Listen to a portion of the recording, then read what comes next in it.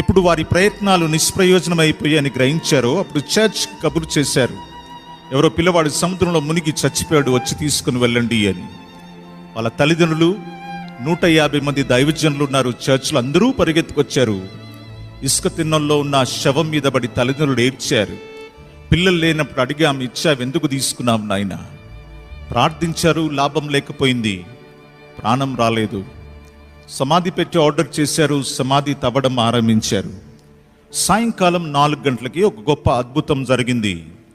ఇంకా కొన్ని నిమిషాలైతే అన్నీ సిద్ధమై సమాధి పెట్టిలో పెట్టి తీసుకుని వెళ్తారంటూ ఉంటా ఆ పిల్లవాడు సడన్గా శ్వాస తీసుకొని శ్వాస విడిచిపెట్టడం మొదలుపెట్టాడు. ఆ పిల్లవాడు లేచి కూర్చున్నప్పుడు ఆ పిల్లవాడి తల్లి ఆ పిల్లవాడిని కౌగులించుకొని ముద్దులు పెట్టి ఏడ్చిన దృశ్యాన్ని నేను మర్చిపోలేను. ఎందుకంటే ఆ పిల్లవాడిని నేనే గనక ఇది నా జీవితంలో జరిగింది.